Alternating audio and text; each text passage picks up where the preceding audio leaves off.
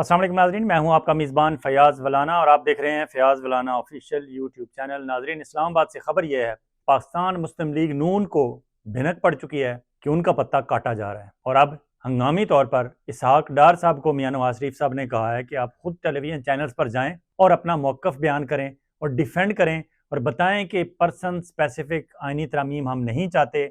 हमने काजी फ़ाइज़ ईसा के सर से हाथ उठा लिया है। अगर पिंडी वाले नहीं चाहते काजी फ़ाइज़ ईसा को देखना, अगर मौलाना साहब नहीं देखना चाहते उन्हें super chief justice of Pakistan, और अगर जरदारी साहब भी नहीं चाहते तो हम काजी फ़ाइज़ ईसा के नाम से पीछे हटने के लिए तैयार हैं। लेकिन हम पिंडी वालों की खिदमत पहले से भी बेहतर अंदाज में करते रहेंगे। हमारे सर से दस्ते शफ़क़त ना उठाया जाए। ये इसहाक डार साहब का वहवेला आपने देखा होगा, एक दो टेलीविज़न चैनल्स पर वो गए और उन्होंने इंतहाई बौखलाहट के अंदाज में अपनी तमाम तर वजाहतें पेश की। लेकिन इतलात ये हैं कि ये इतला काजी फ़ाइज़ ईसा साहब को भी मिल चुकी है कि हजूर आपका पत्ता कट गया है। अब काजी फ़ाइज़ ईसा साहब कल परसों तरसों अगले 3-4 दिनों में अदालत में क्या क्या अपने रंग दिखाएंगे वो तो 2-4 दिन में सामने आ जाएगा। लेकिन एक इतला ये है कि उन्होंने वक्ती तौर पर पाकिस्तान से बाहर जाने में आफियत जानी।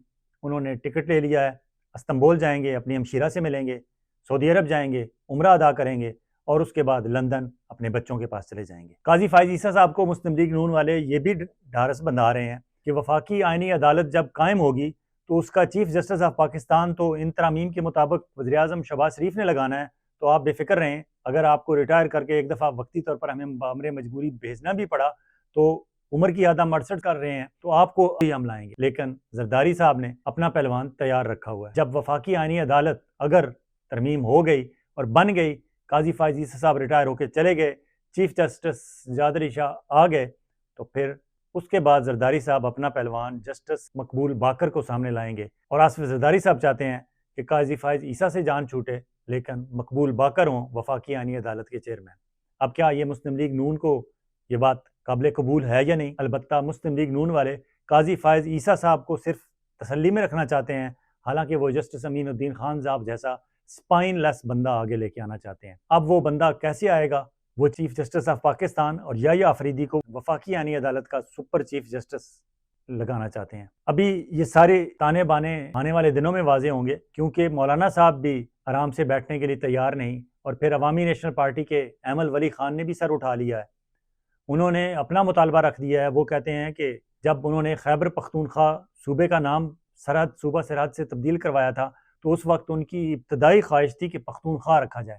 वो तो हज़ारा डिवीज़न वाले लोग थे जिन्होंने कहा कि नहीं, हम पख्तूनख्वा नहीं बनाने देंगे। फिर उनकी तसल्ली के लिए 7 लफ्ज़ खैबर लगाया गया था और अब हज़ारा डिवीज़न, चूँकि वैसे ही वहाँ ये मुस्लिम लीग नून की हुकूमत काफ़ी कमज़ोर है, मेहताब अब्बासी थे उनके बड़े लीडर वहाँ से, वो अमली तौर पर अलग हो चुके हैं मुस्लिम लीग नून से। पीर साबर शाह उनके और बाकी कैप्टन सफदर हैं उस एरिया से, हज़ारा के एरिया से, वो इतने फ़ाल इस हवाले से नहीं है कि वो वाकई कोई आइनी तरमीम या KPK के लोगों की कोई खुल के नुमाइंदगी कर सकें। जबकि गुज़श्ता हफ्ते पेशावर में होने वाले पख्तूनों के पख्तून कौमी जरगा की जो चीज़ें सामने आई हैं वो काफ़ी अलार्मिंग है। ये बज़ाहिर तो मंजूर पश्तीन को हलाशेरी देने वालों ने कोशिश ये की कि PTI का ज़ोर तोड़ा जाए और PTI का ज़ोर तोड़ने के लिए एक पैरेलल फोर्स को वहाँ आगे आने दिया जाए। लेकिन अली अमीन गंडापुर ने कमाल समझदारी से, या बाई चांस उनसे हो गया, उन्होंने ये सारी जिम्मेदारी अपने सर ले ली और ख़ुद वहाँ उस जरगे में चले गए। वहाँ जरगे में उन्होंने बेहतरीन खिताब किया और बाद अज़ां वापस आकर असेंबली में अपनी सारी सूरत हाल अपने साथियों के सामने भी बयान कर दी और बड़ी खूबसूरती से बयान की। अब वहाँ लगता ऐसा है कि पश्तून तहफ़्फ़ुज़ मूवमेंट वाले या पश्तून कौमी मूवमेंट वाले लोग ये समझते हैं कि PTI हमारे खिलाफ नहीं, हम पर जो गोलियाँ चलाई वो फेडरल हुकूमत के इशारे पर चलाई गई और फेडरल में मोहसिन नकवी हैं वज़ीर दाखिला और मोहसिन नकवी पे छाप है और वो हैं भी कि ये पिंडी वालों के हैं। तो पश्तून तहफ़्फ़ुज़ मूवमेंट या पश्तून कौमी मूवमेंट वाले पहले ही आर्मी के खिलाफ थे और उनकी इस सोच को मज़ीद तक़वियत मिली है। और फिर PTI के साथ जिस तरह का सलूक हो रहा है, अब वो समझते हैं कि PTI वाले और हम एक ही जगह पे हैं, हमारे साथ भी पिंडी वाले, पाकिस्तान मिलिट्री इस्टेब्लिशमेंट वाले ज़्यादती करते हैं, इनके साथ भी कर रहे हैं। और अली अमीन गंडापुर का वहाँ चले जाना और फिर उनका कौमी जरगे के जो नुकात सामने आए हैं उन्हें अप्रिशिएट करना, इससे यह तासर मिल रहा है कि जो पाकिस्तान तहरीक इंसाफ का हरीफ बनाना चाहते थे PTM को, अब वो PTM या PQM PTI की हरीफ बनने की बजाय हलीफ बन गई है।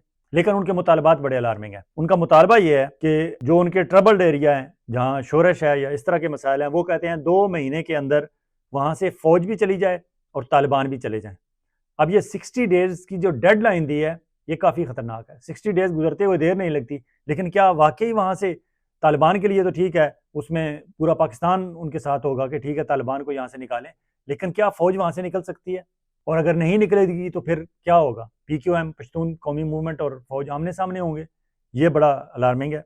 फिर उन्होंने वहाँ ये भी अनाउंस किया कि हम हर डिस्ट्रिक्ट से 3000 और टोटल उन्होंने कहा 2,40,000 के नौजवानों की फ़ोर्स तरतीब देंगे और वो हमारी फ़ोर्स होगी। अब पाकिस्तान के अंदर एक प्राइवेट मलेशिया बनाना या अपनी प्राइवेट फ़ोर्स बनाना, ये एक बहुत बड़ा क्वेश्चन मार्क है। और फिर KPK की गवर्नमेंट अगर उन्हें सपोर्ट कर रही है उनके नुकात पे, तो फिर वो भी क्वेश्चनेबल है कि उनकी हमदर्दियाँ क्या रियासत के साथ हैं या इन PQM पश्तून कौमी मूवमेंट वालों के साथ हैं। और उन्होंने कहा कि हमें इंसाफ ना मिला तो हम आलमी अदालत इंसाफ तक भी जाएंगे। अब ये आलमी अदालत इंसाफ की बात करना, अगर ये सिलसिला चल पड़ा, आज PQM जाएगी तो क्या कल PTI के साथ भी जिस तरह के जुल्म-ओ-सितम हो रहे हैं, क्या PTI भी वहाँ जाएगी? और अगर PQM पश्तून कौमी मूवमेंट और PTI जैसी बड़ी जमातें आलमी अदालत इंसाफ का दरवाज़ा खटखटाने चली गई, तो हमारी मिलिट्री वालों का क्या होगा, जो पूरे पाकिस्तान को आगे लगाए हुए हैं? और फिर उनका एक मुतालबा ये है कि हमें बगैर वीज़ा अफ़गानिस्तान में आने जाने के लिए और तिजारत की इजाज़त दी जाए। ये भी काफ़ी टफ मुतालबा है उनका। और फिर वो कहते हैं कि अफ़गान बॉर्डर से लेकर कोयटा चमन के बॉर्डर तक हमें तिजारत करने दी जाए। दरमियान में कोई 20 डिस्ट्रिक्ट्स आते हैं, वहाँ आप कैसे बगैर पूछे उन्हें इजाज़त करने देंगे? वो तारीख़ी हवाले देते हैं कि तारीख़ी तौर पर जब अंग्रेज़ आया था उस वक्त भी हमें यहाँ कोई नहीं रोकता था, रास्ते में हम आज़ादी से तिजारत करते थे।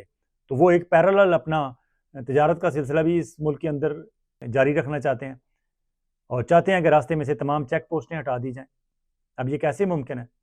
लेकिन अली अमीन गंडापुर उनके तमाम मुतालबात को सराह रहे हैं और कह रहे हैं कि इस पे हम बैठेंगे और जो काबिल अमल होंगे उन पे अमल करेंगे। अब काबिल अमल इनमें से ये जो मेन उनके टोटल तो 22 पॉइंट उन्होंने दिए हैं, लेकिन ये मेन 4-5 ऐसे हैं जो इंतहाई अलार्मिंग है। इस पे PTI का मौक़िफ़ क्या होगा? PTI PQM पश्तून कौमी मूवमेंट का साथ देगी, नहीं देगी? और अगर दोनों ने मिलकर ये मुतालबे पेश कर दिए तो फिर पिंडी वालों का हमारा क्या होगा? लेकिन अगर देखा जाए तो गुज़श्ता एक हफ़्ते के दौरान एक सिंध गवर्नमेंट को इशू बना, मुराद अली शाह की गवर्नमेंट को वहाँ जो एहतजाज करने आई थी ख़वातीन और जिस तरह उन्हें घसीटा गया, हत्ता कि उस पे बख्तावर ज़रदारी को भी ट्वीट करनी पड़ी और उसे शर्मनाक करार देना पड़ा। अगर सिंध के हुक्मरान ख़ानदान की अपनी बेटी उस पर वावेला मचा रही है, तो फिर आप अंदाज़ा लगा सकते हैं कि सिंध की बाकी माँओं, बहनों और बेटियों के इस वक्त असरात क्या होंगे। दूसरी तरफ पंजाब में जो कुछ हुआ, पंजाब ग्रुप ऑफ कॉलेजेस के वाक़े पे, उस पे भी मरीम नवाज़ और उनकी पूरी गवर्नमेंट, पंजाब गवर्नमेंट इस वक्त बैक फुट पे है और स्टूडेंट्स वहाँ काफ़ी उनकी तवक्को से ज़्यादा एहतजाज कर रहे हैं और इन स्टूडेंट्स को रोकना भी कोई आसान नहीं। पुलिस वाले अगर रोकने निकलेंगे तो आगे जिस तरह आपने गुज़श्ता एक क्लिप देखा एक बच्ची का, उसने सिर्फ एक क्वेश्चन पूछा, उसने कहा कि अंकल क्या आपकी बेटी नहीं? अगर ये पुलिस वालों से, हर पुलिस वाले से वो बच्चियाँ ये पूछेंगी कि अंकल क्या आपकी बेटी नहीं, तो यकीनन हर पुलिस वाले को अपने गिरबान में झांक के देखना पड़ेगा और इस सवाल के जवाब में उसके आंखों के सामने अपनी बेटी का चेहरा आ जाएगा। और जब आपके सामने आपके बेटों और बेटियों के चेहरे आ जाएं तो फिर उठी हुई लाठियां भी नीचे गिर जाती हैं। और अब नाज़रीन आपको बताते चलें कि कनाडा और इंडिया के दरमियान जो एक सर्द जंग तो नहीं, खुली जंग थी गुज़श्ता चंद माह से, अब वो बाकायदा एक दूसरे के डिप्लोमेट्स को मुल्क बदर करने तक पहुँच गई है। आपको याद होगा कि भारतीय निजात कैनेडियन हरदीप सिंह नजर का कत्ल हुआ था वैंकूवर में कुछ अर्सा पहले।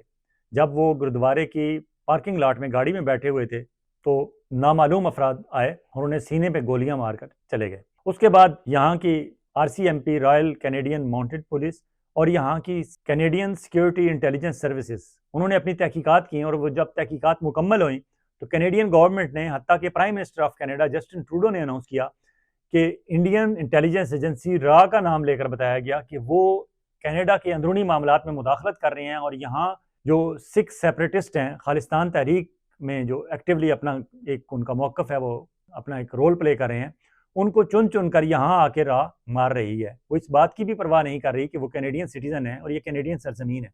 हम इजाज़त नहीं देंगे बदनाम ज़माना इंडियन इंटेलिजेंस एजेंसी RA को कि वो कनाडा में आकर हमारे शहरियों को पे हमले ही ना करे बल्कि उन्हें उनकी जान लेना शुरू कर दे। इस पे एहतजाज जब आगे बढ़ा तो फिर Indian prime minister Narendra Modi ने, कैनेडियन प्राइम मिनिस्टर जब वो G20 के इजलास में शिरकत के लिए इंडिया गए हुए थे तो उनको कोल्ड शोल्डर दिया। और फिर वहां इंडियन फॉरेन मिनिस्टर जयशंकर ने प्रेस कॉन्फ्रेंस करते हुए कहा कि उल्टा चोर कोतवाल को डांटे।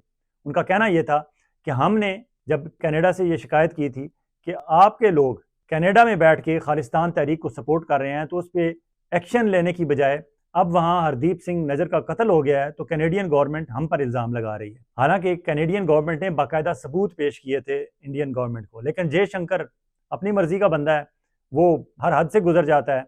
उसने हकायक कहाँ देखने हैं, उसने तो सिर्फ इंडिया को सच ही साबित करना है। जिस तरह वो पाकिस्तान शंघाई तावन तंजीम के दौरे पे आए हुए हैं और यहाँ भी उन्हें जब जब पाकिस्तानी मीडिया से या इंटरनेशनल मीडिया से इंटरेक्शन का मौका मिलेगा, वो पाकिस्तान पर इल्ज़ाम साजी का कोई मौका हाथ से नहीं जाने देंगे। फिर जयशंकर ने यह भी कहा कि हम कनाडा को दुनिया के लिए एग्जाम्पल बना देंगे कि कनाडा को किस तरह जरूरत हुई कि हमारी तरफ उन्होंने इशारा किया कि इंडिया कनाडा में आकर यह कर रहा है। हालांकि बाद अज़ां की रिपोर्ट से ये साबित भी हुआ कि इंडियन इंटेलिजेंस एजेंसी रा वाले सिर्फ कनाडा में आकर खालिस्तानी सिखों का कत्ल नहीं कर रहे, बल्कि उन्होंने इंग्लैंड में भी जाकर मुतअद्दिद खालिस्तानी सिखों का कत्ल किया और पाकिस्तान में जाकर तकरीबन 32 ऐसे लोगों को उन्होंने जान से मार दिया जो किसी न किसी तरीके से सिखों के लिए नरम गोशा रखते थे। अब ताज़ा तरीन खबर यह है कि कनाडा ने यह बात साबित होने पर कि इंडियन हाई कमिश्नर जो कनाडा में इंडिया के रिप्रेजेंटेटिव हैं संजय कुमार वर्मा, उन्हें और उनके 5 दीगर साथियों को 6 डिप्लोमेट्स को कनाडा छोड़ देने के लिए कहा है, मुल्क बदर कर दिया उन्हें। और जिस तरह होता है रेसिप्रोकली, इंडियन गवर्नमेंट ने भी कनाडा के 6 सफारतकारों को 19 अक्टूबर से पहले पहले इंडिया छोड़ देने का कहा है। अब ये बात यहाँ नहीं रुकेगी। इससे पहले कनाडा में रहने वाले लोगों को मालूम है कि इंडियन स्टूडेंट्स के वीज़ों की शरह तकरीबन 50% से भी ज़्यादा कम हो गई है और अब इंडिया से स्टूडेंट भी कम आएंगे, उनके फैमिली वीज़ाज़ और विजिट वीज़ाज़, बिजनेस वीज़ाज़, सब की तादाद अब कम होती जाएगी। और फिर कम क्यों ना हो जब आप उनके डिप्लोमेट्स जो सफारतकार हैं जिन्होंने वीज़ा प्रोसेसिंग करनी है, उनको आप कहते हैं कि इंडिया छोड़ दें, हमारा मुल्क छोड़ दें, आप हमारे मुल्क की सलामती के खिलाफ है आपका यहाँ रुकना, तो फिर वीज़े भी लेट होंगे और प्रोसेस भी कम होंगे। लेकिन इस सारी सूरत हाल में क्या पाकिस्तानियों के लिए कोई अपॉर्चुनिटीज़ हैं? तो यस, पाकिस्तानियों के वीज़ाज़ अब लगने शुरू हो गए हैं, चाहे पाकिस्तानी स्टूडेंट्स हैं, चाहे पाकिस्तान के लोगों के विजिट वीज़ाज़ हैं, चाहे बिजनेस वीज़ाज़ हैं या फैमिली स्पॉन्सरशिप के वीज़ाज़ हैं। इसलिए पाकिस्तानियों को चाहिए कि अगर वो इरादा रखते हैं कनाडा आने का, तो this is the best time for them कि अप्लाई करें खुद भी, और उनके बच्चे अगर यहाँ आला तालीम के लिए आना चाहते हैं तो वो यहाँ के लिए स्टूडेंट वीज़ा अप्लाई करें। अब इंडिया के वीज़ाज़ कम होने के बाद पाकिस्तान, बांग्लादेश और नेपाल, हत्ता के श्रीलंका, ईरान और अफगानिस्तान के स्टूडेंट्स के भी वीज़े पहले से ज़्यादा तादाद में लगना शुरू हो गए। और आखिर में आपको इत्तला देते चलें कि PIA वाले जिस तरह एक रूटीन है कि जब वो टोरंटो आते हैं तो यहाँ हर 2-4 हफ्ते बाद आपको इत्तला मिलती है कि एक और क्रू मेंबर या एक और एयर होस्टेस यहाँ कनाडा में स्लिप हो गई।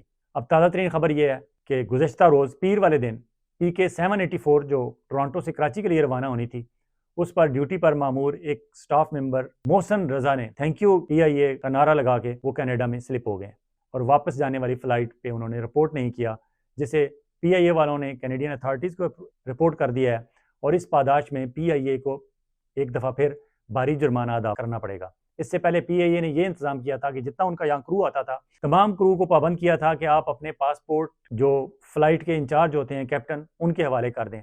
इससे उन्होंने समझा कि शायद लोग स्लिप होना कम कर देंगे, लेकिन इसका कोई फ़र्क नहीं पड़ा। जिसने स्लिप होना है कनाडा पहुँच के, उसने स्लिप होना है। और इस साल अब तक एक अंदाजे के मुताबिक 13 से 14 स्टाफ मेंबर, जिनमें कुछ एयर होस्टेसेस थी और कुछ क्रू मेंबर थे, वो यहाँ कनाडा आने के बाद कनाडा में गायब हो गए और अब वो असाइलम अप्लाई करेंगे या जो भी उनकी सूरत होगी, लेकिन पाकिस्तान और PIA के लिए बदनामी का एक दाग छोड़ जाएंगे। इजाज़त चाहेंगे बहुत जल्द एक और विला के साथ आपकी खिदमत में हाजिर होंगे। उस वक्त तक आप अपना और अपने गिरदनवा के लोगों का इसी तरह ख्याल रखिएगा जिस तरह आप चाहते हैं कि आपका ख्याल रखा जाए। अल्लाह हाफिज़।